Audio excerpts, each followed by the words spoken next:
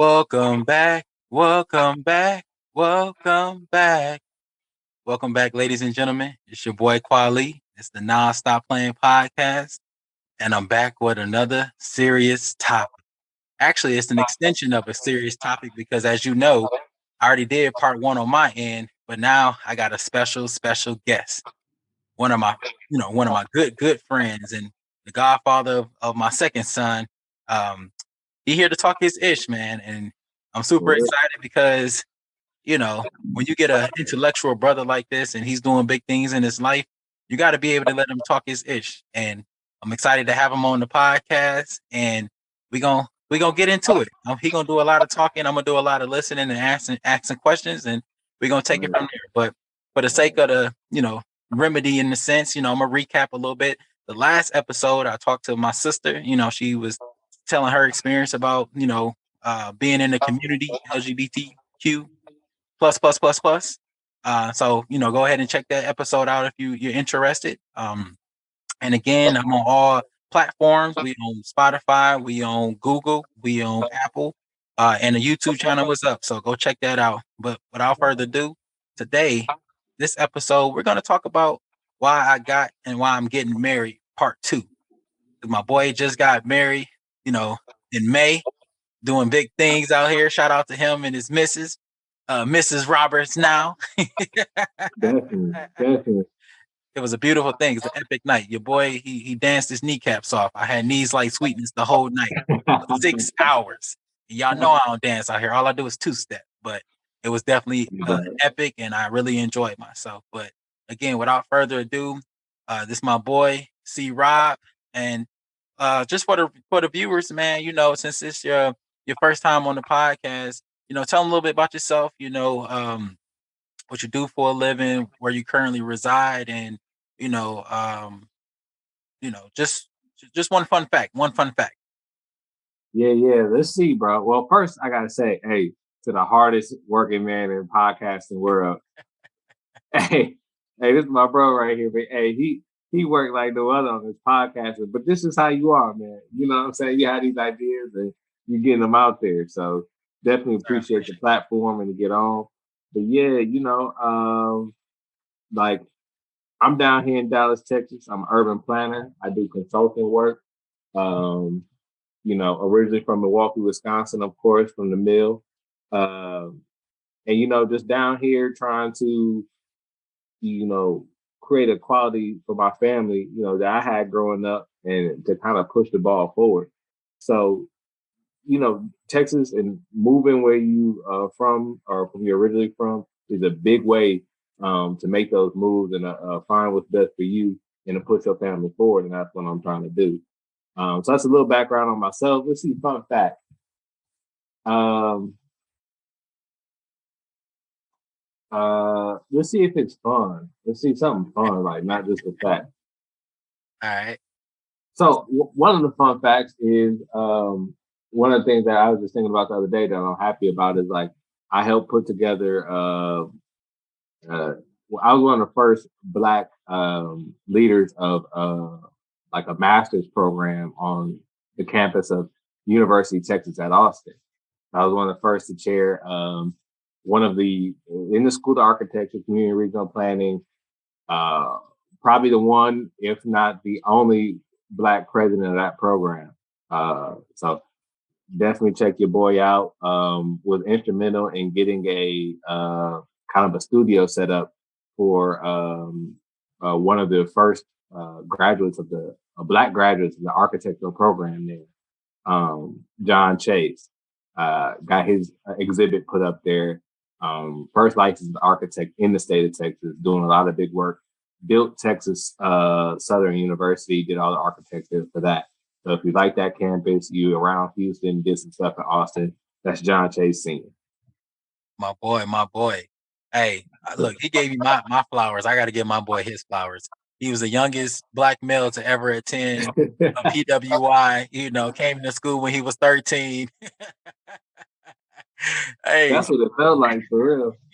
we used to make fun of him all the time, but probably one of the most smartest dudes I know, man. Super intellectual. I know he's working on the book. We waiting on that to drop. We'll put that information out there. He's the first one in our group, well, as far as youngest in our group to get married. You know what I'm saying? So shout out to him for that. He's done a lot of things, does a lot of traveling, does a lot of, you know, work in the community, specifically with Black folks. So, you know, he's a leading example for that Black excellence piece. Now, he didn't attend the HBCU, but he still get a pass because at the end of the day, my boy is in the community doing things. Now, Yeah. I'm still working towards that, but at the end of the day, as far as graduating from the HBCU, but that doesn't quantify anything. It just, you know, it's just a status thing. But at the end of the day, he's doing his thing, and I got to give my bro his flowers because he's definitely an inspiration on many platforms. So I got to shout him out for that. Appreciate that. And we should put that one in the vault. We should put that one in the vault to talk about HBCU versus PWI versus like what do you do as we're getting older now? You know, what do we do for our next generation? Where do we send them? You Facts. know what I'm saying? I think that's going to be a huge thing for our generation that's been to college more than our parents and grandparents did.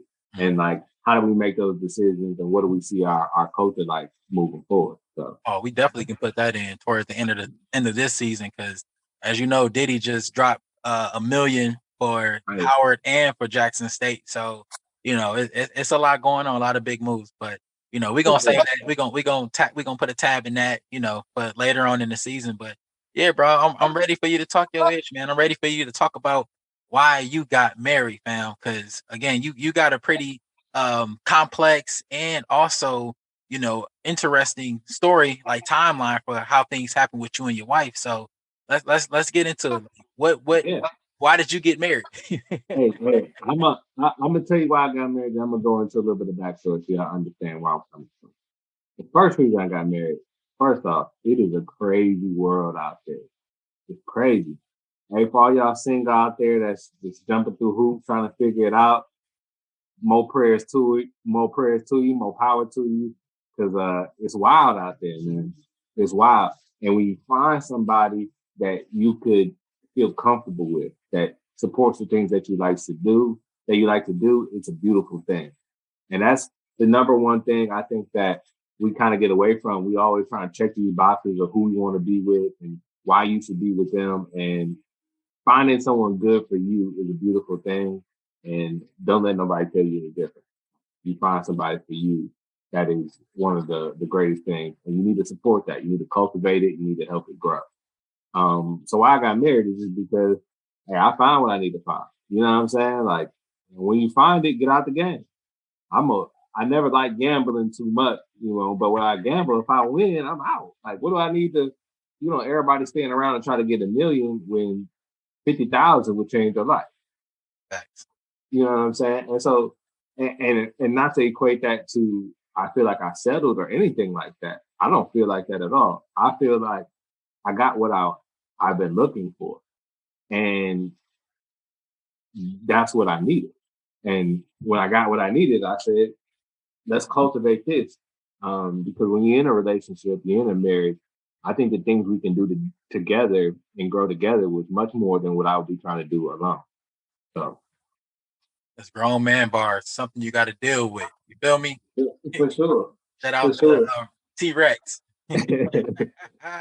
But in you talked about the story, and I think it's interesting because me and my wife met each other. We never lived in the same city, so until we got to Dallas, Texas, which was 2 years ago. 2 years ago during the pandemic. So that would have been our first 5 years of our relationship. We were not in the same city. And the first 4 years of our relationship, we weren't in the same state. Mhm. So, in terms of what people's journey to being with somebody looks like, mine is complicated. Like you were saying before, we met at a community organizer conference. We were both community organizers doing that for a job and her for school. Just involved with the training. We met there, built a rapport, and she lived, just a few hours away, like 6 hours away from where I was in Milwaukee in St. Louis. And so I would take the train, drive, fly, and just go see her. And that's how we built our original relationship. But when I moved to Austin, that got a little more complex because I wasn't just six a day's drive anymore. I was, a whole plane ticket away. And the kind of stress that puts on your relationship, especially me being in school, not knowing what I wanted to do when I get out, she graduating and trying to start her life. It just was a time where for a lot of people it would make sense for it not to work out. And we had some bumps in the road. And I think, so we were dating for about 2.5 years and kind of hit a bump in the road. We're like, where is this going? And stopped for a while. But 7, 8 months after that, I've been single. I was, dating, talking to people. And when I tell you it just didn't feel right, like I'm trying to put together this person when with me and her, it was always so smooth. We like the same stuff, the foods, the experiences, both open people trying to go do this, do that. And we never had to really argue about what we wanted to do because for the most part, we was down with it. Oh, you want to go eat here? Okay, bet. Yeah, I've been waiting to try that. And she pushed me to open up and like it was a good feedback. So being single, you realize, am I really, you know, am I really doing this for a good reason? Is there a reason for me to be out here when I got somebody who checks all the boxes already, and I'm not with her because of some distance? In 20 years, what is that little distance gonna mean to you? Nothing. It's the relationship that's gonna mean something. So I reached back out, like, yo, like, you know, what's up with you? Because I'm starting to think that, the single life, it's hard to deal with the distance are just excuses. And if I want to do something, I'm gonna figure out a way to commit to it. Right. And after that, things just broke the right way. I can't even go into all the ways that our life broke the right way for us to be in the same space and be comfortable with that. But since that happened, since she actually moved to Texas, and it's a long story about how she and why she got to move. I think it's God. I say that, but the universe, whatever you say it is, it's just crazy. It's just crazy the stuff that has to happen to make her comfortable. Be like, well, I moved down there, and since then we've been, what I'm saying, hip to hip. So just recently got married. We finally, went through this whole thing with COVID, moved in together, got engaged, got married. And it's a beautiful thing. And I don't regret it at all. I don't feel like I'm missing out on anything. I see y'all on Twitter, Instagram going through it. Like I said in the beginning, and more power to you. But you know what I'm saying? I just hope everybody has the opportunity that I had to, what I'm saying, see what you want. You may have a hurdle to get over, but you can really go for it. Oh, definitely.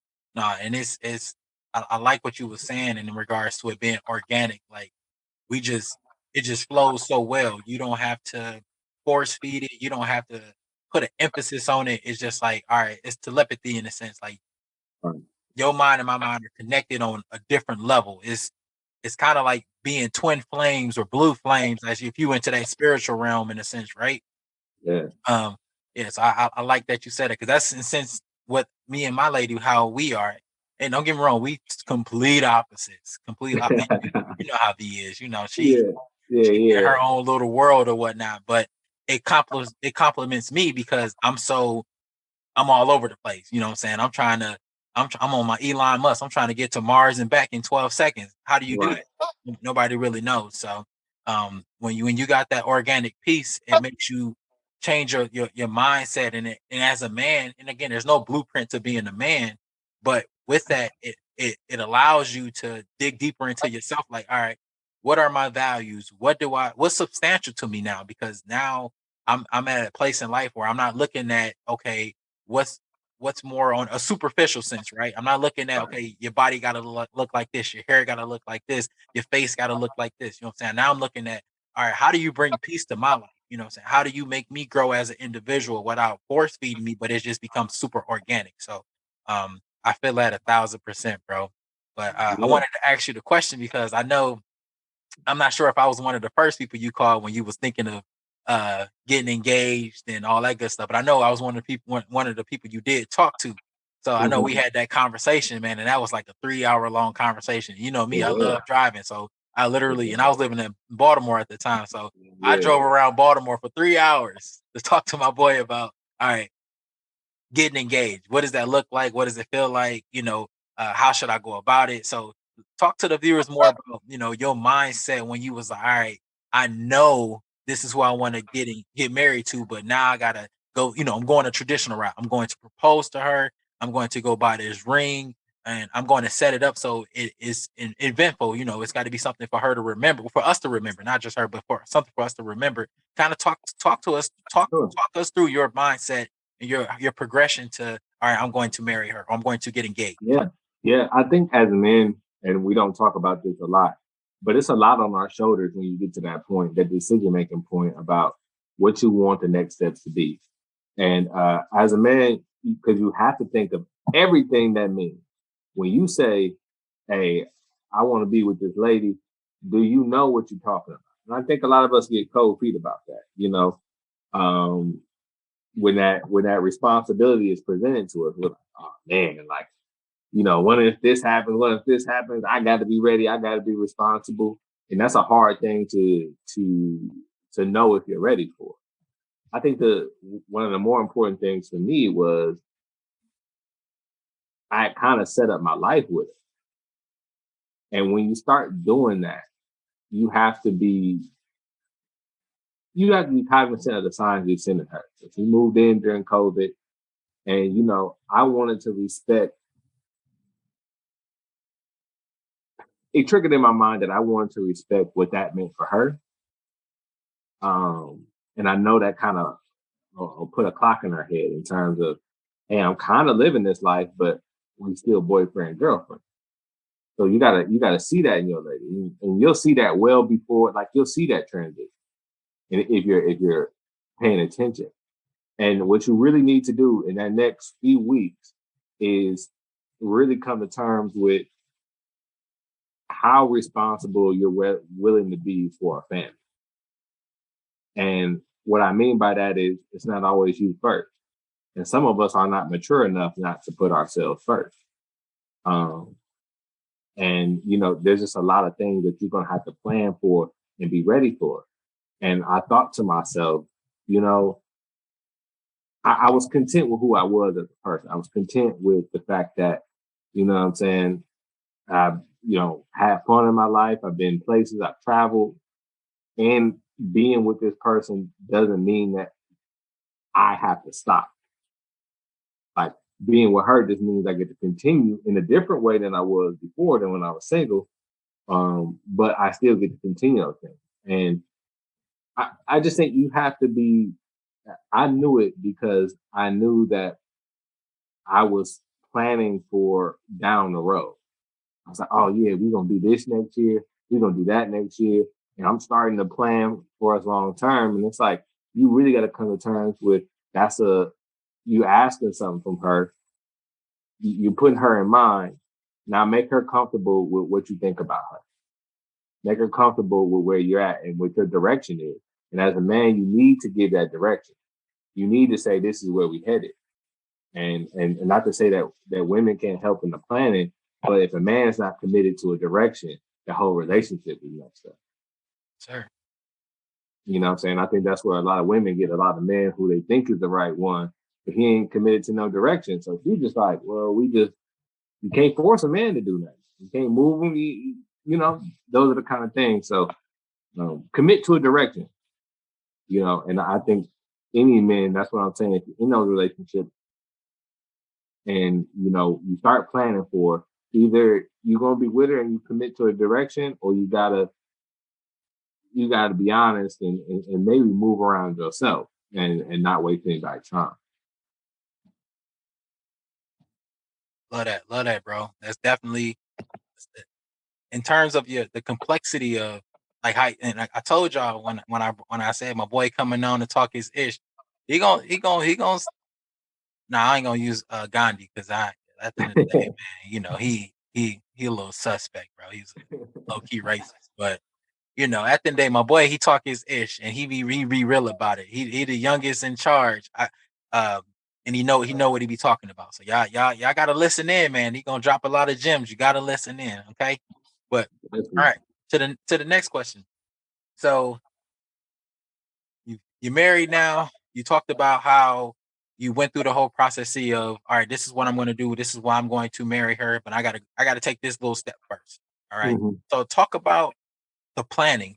So the last almost year and a half, you've been Yeah. planning the wedding, and I was on the listening end because I was a groomsman, and I'm like, yeah, bro, you going through it, my boy. So kind of Yeah, yeah. tell them, what was the experience like, you know, planning a wedding. What does that look like?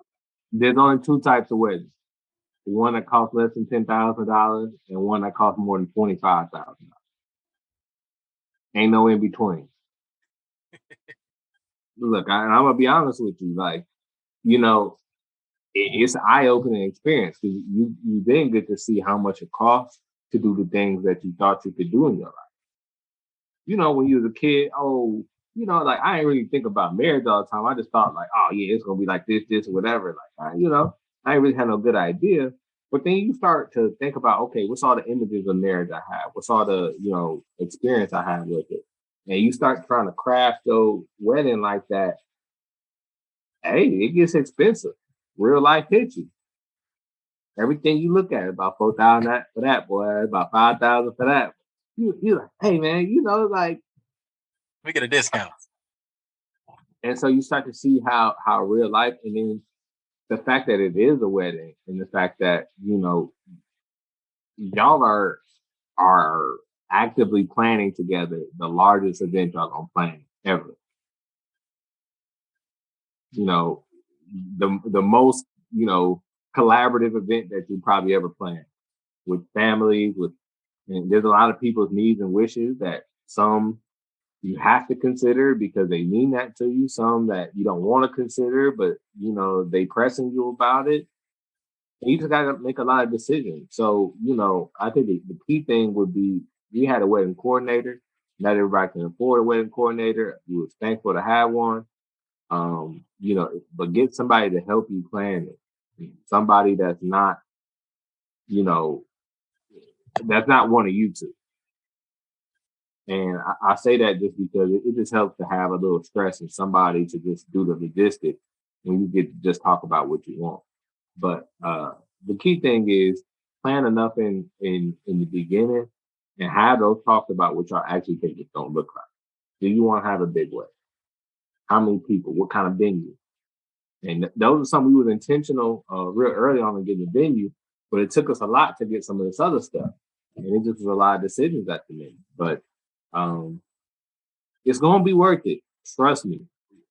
Even all the things that went wrong, because things went wrong at the wedding, but they didn't really matter. You know what I'm saying? I never saw what the dessert table looked like. We spent a lot of time on the dessert. I had one dessert.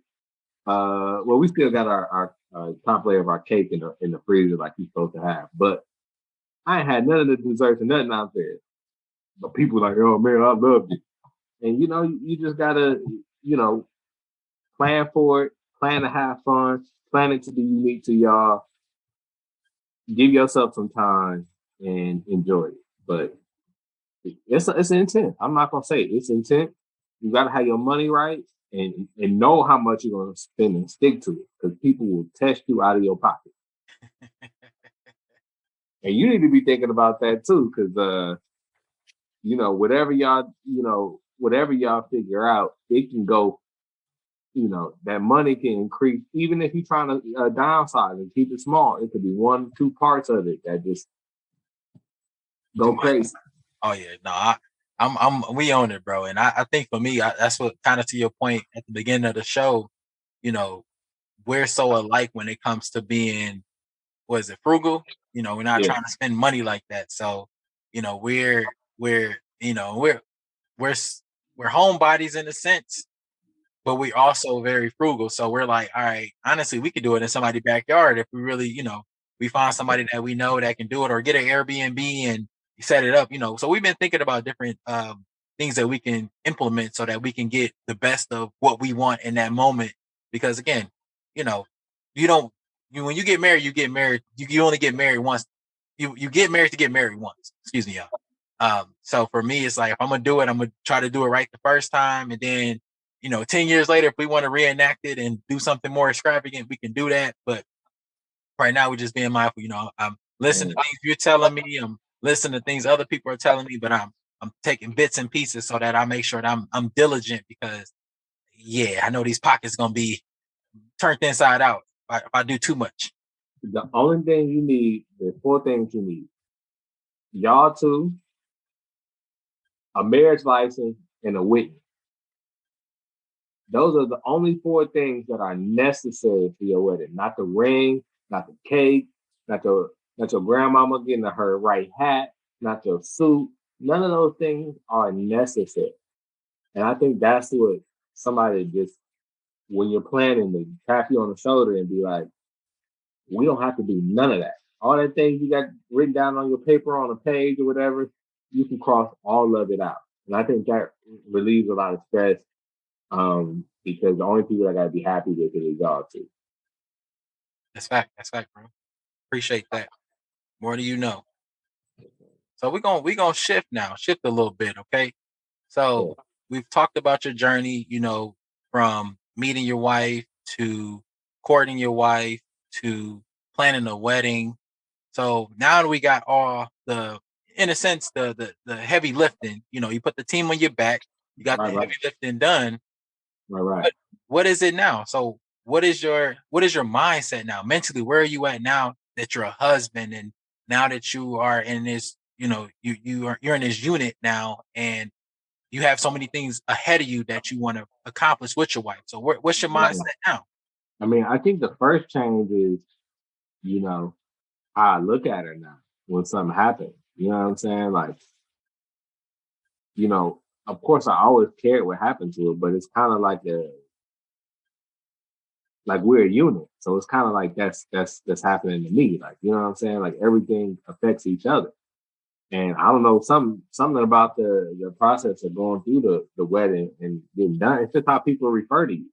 You know what I'm saying? Like how people talk. It's like, oh well, you and your wife coming, right? It's a ain't no getting away now. Even if you want to, hey, we here, boy.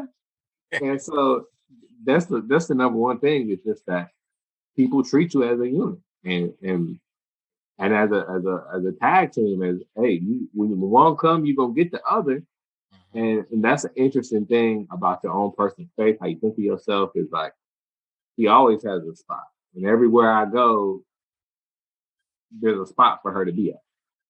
Um, and I think the second thing is you really start to think of like lifelong planning. Like right now, immediately, we thinking about how to get rid of some of our debt we have, how to get a house. And what I'm saying, we gotta rely on each other. When I tell her, hey man, I'm paying this, paying the rent, paying this, paying all that. Okay, well, I gotta for our livelihood, I gotta trust that you can meet that. And those are the kind of conversations that some people have when they're, living together. But it's another level of accountability when it's y'all two's name on it. Ain't no getting away from y'all two. If one of y'all default on rent, both y'all default on rent. Ain't no, man, that was him, man. That was a good roommate. Like there's no even break apart in it. You have to rely on each other. And I think that's what sets in. And so you start seeing the long term goals and you're like, hey, okay, if I'm going to be there and you want to be, where does that leave us? How do we get to this though? Can we get to this level of home ownership, this house that you want to have? What does that mean for both of us? And I think, what I'm saying, like done well, we're really partners in planning out, you know, the next family, the next generation family, and being leaders of it. But like it's crazy. There's so many things that run into your head in terms of like, yo, I'm really with somebody now. Like, I'm really like that's how people refer to you. That's everything. You married and you got to start thinking like that. You got to start thinking with that other person in mind, and for the better. So essentially, what I got from that is you go from we're two separate entities to now I've imprinted on you, you've imprinted on me. So if something happened to you, it's happening to me, and now we have to work in this conducive and cohesive unit so that we can reach our goals, reach making sure that we are attending to each other, but also attending to what our future goals are in a sense. For Okay. sure. I feel And and another thing to say is you when you get married, see when you dating and you engage, you're in relationship with each other. When you married, all people that you know and the parts of you are in relationship with all parts of and things that she knows. It ain't no more lines no more. Ain't no like, oh, that's your mama. Oh, you know what I'm saying? Like, no, I got that's mom's now. Like, you got, I got to, hey, mom, how you? I got to make sure she okay right.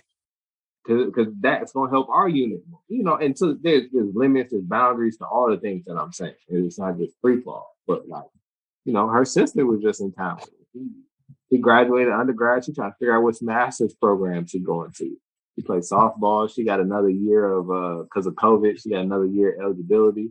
So it's like a bunch of stuff. And like I get to sit down and talk to her. Like, what you thinking? Oh, when I did my thing, I was thinking this, and like you know what I'm saying. So it's really gaining more relationship.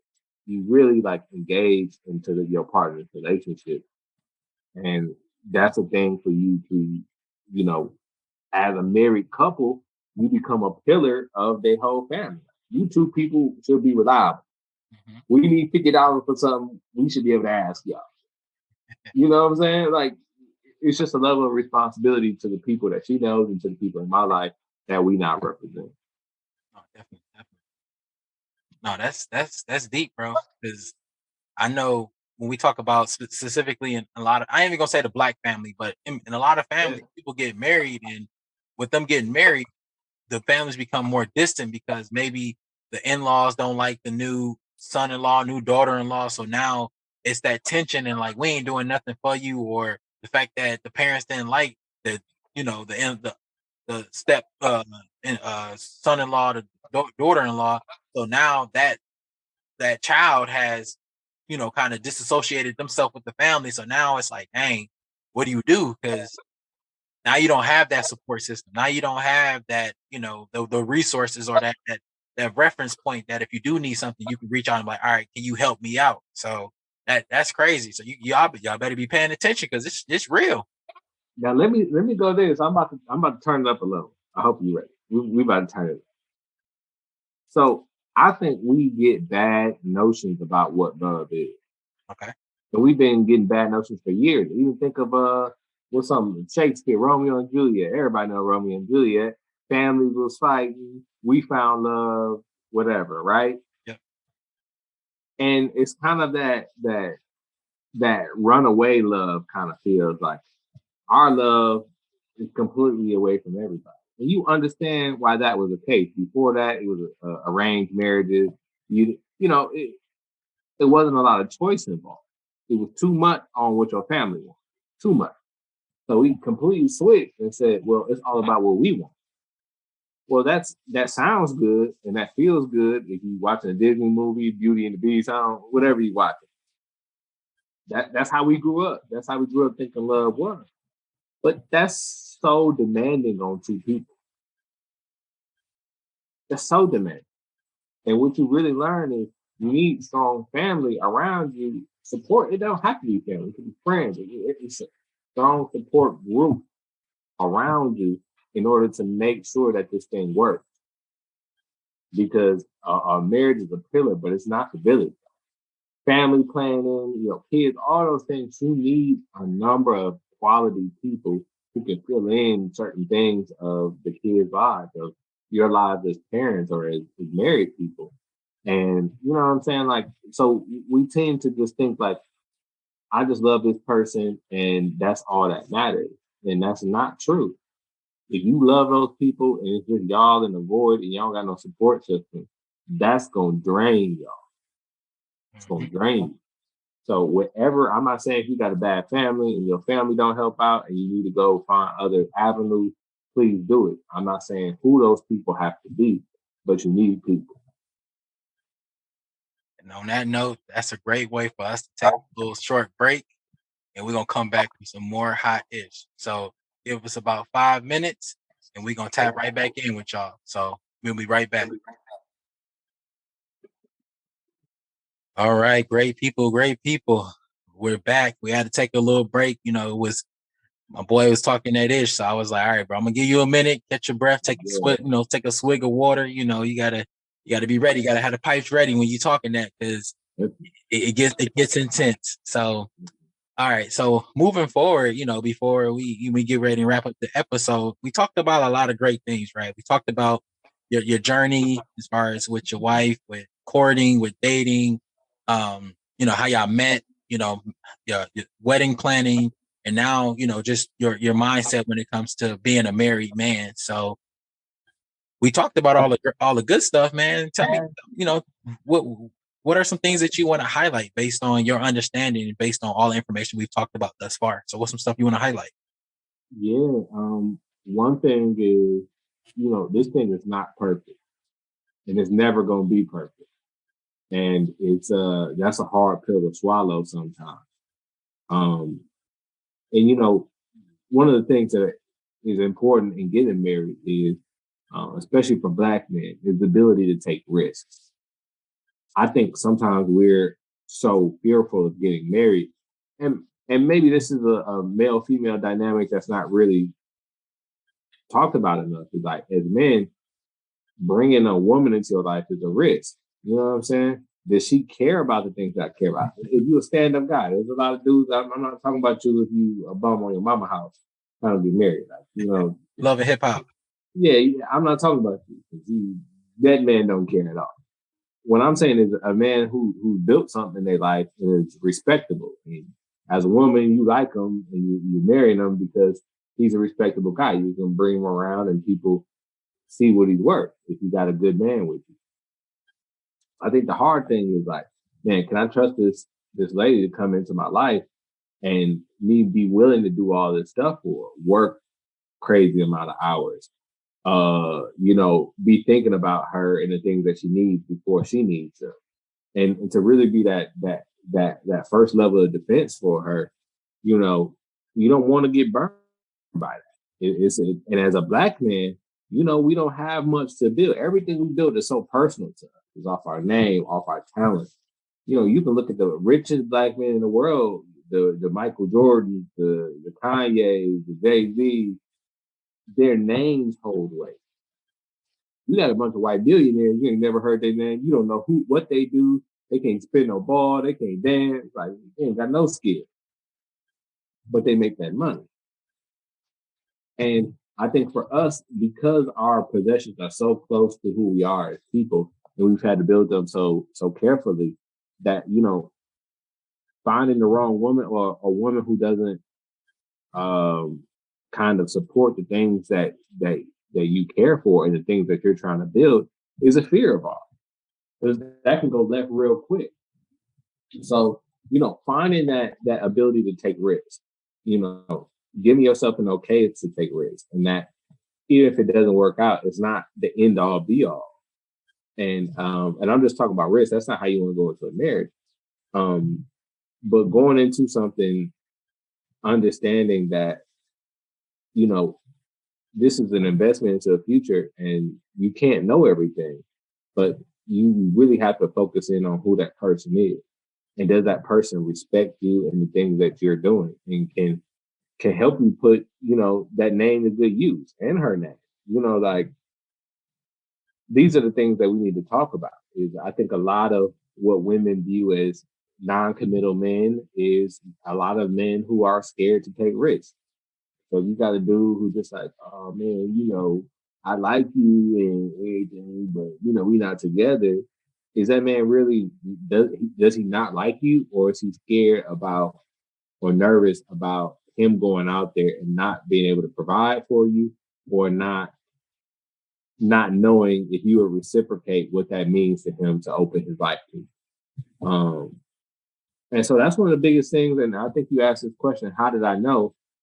I think just to hit that back and go, like, I was willing to take the risk.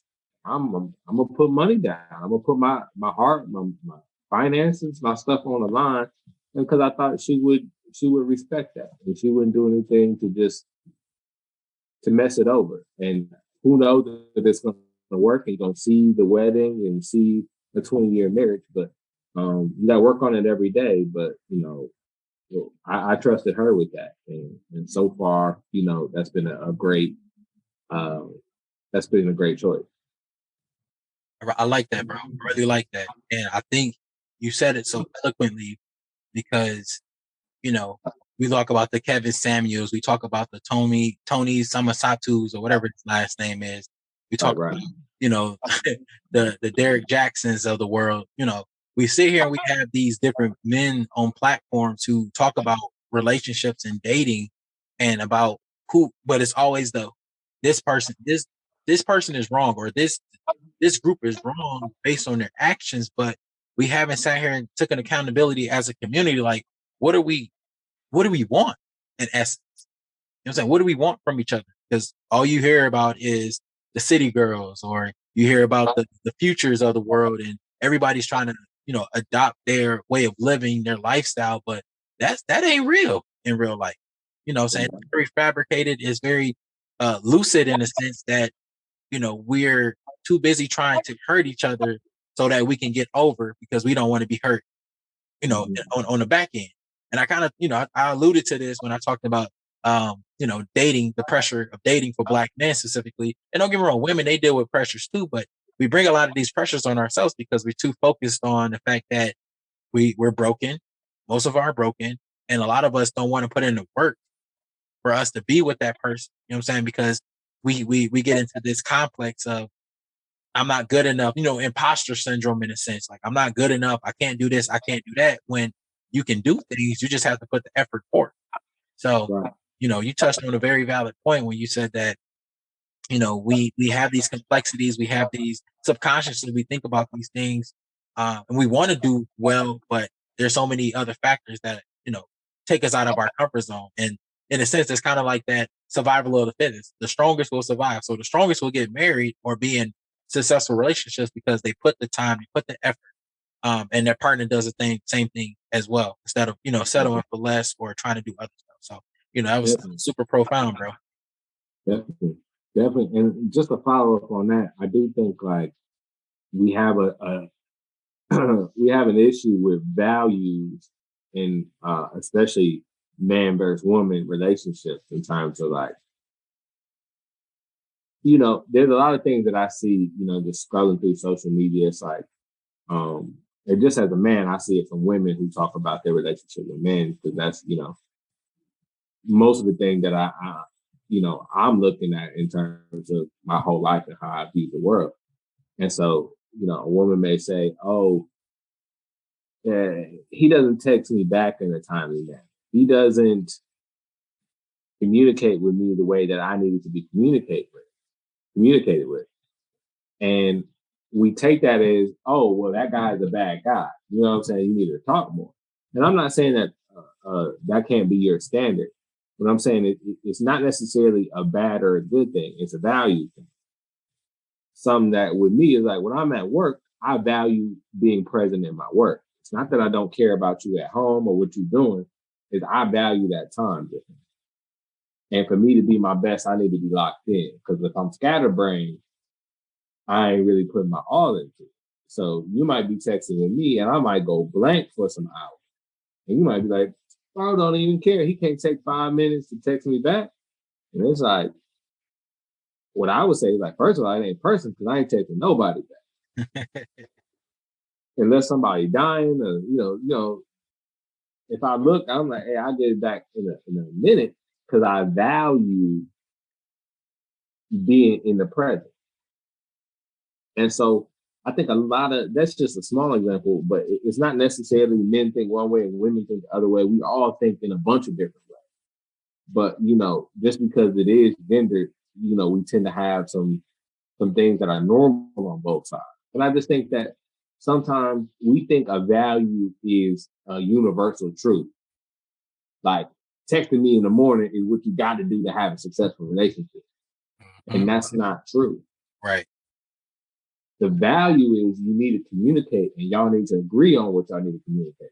So if y'all agreed that y'all text in the morning and now he not texting you in the morning, that's a whole nother thing.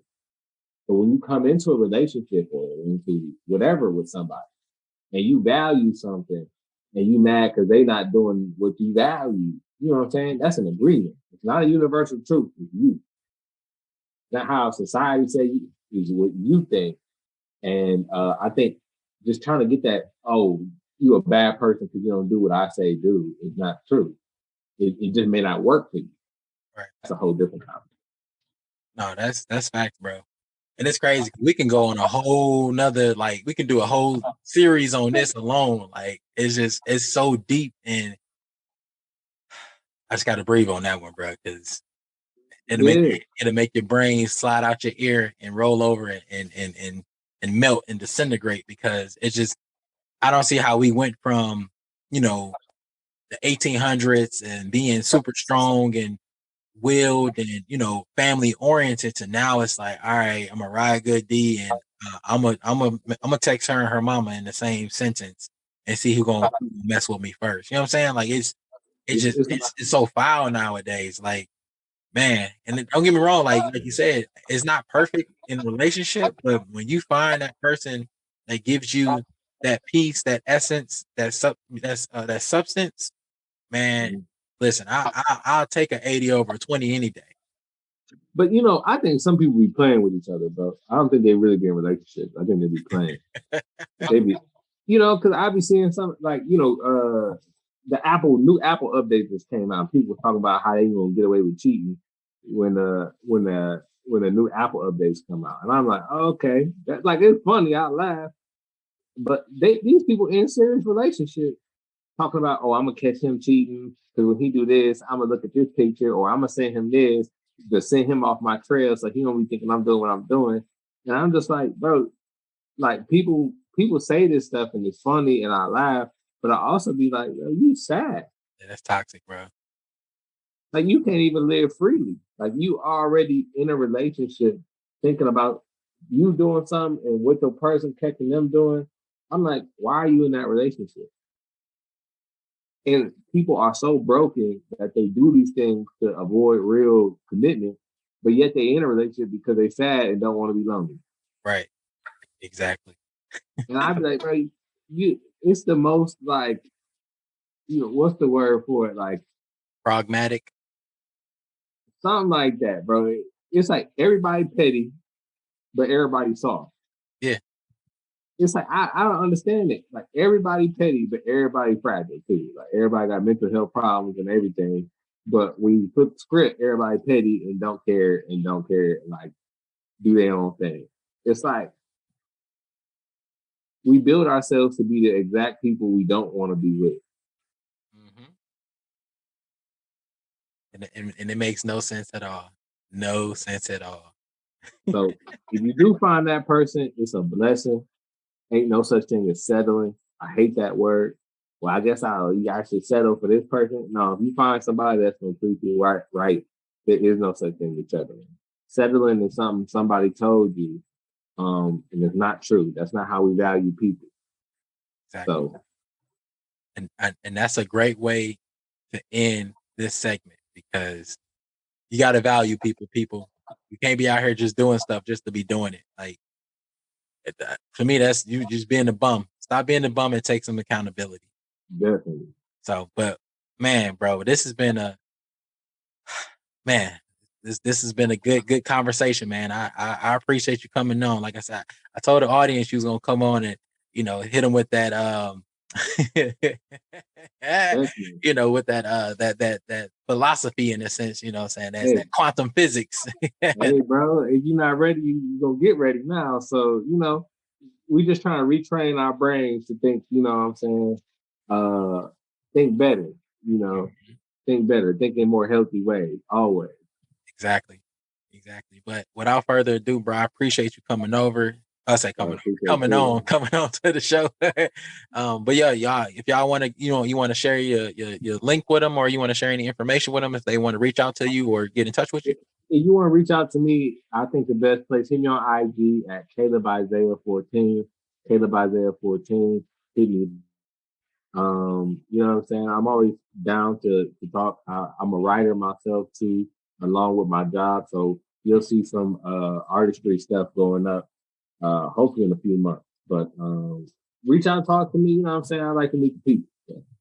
All right, bet, bro. Well, we appreciate you more than you know, man. I'm speaking on behalf of the people because we need more black, strong men in the community out here doing good things, getting married, and having a level head because level head is far and few out here. So it's real. But yeah, man, you got to come back on for another episode. We got to find something else. I got some stuff in the vault. We gonna rap about it.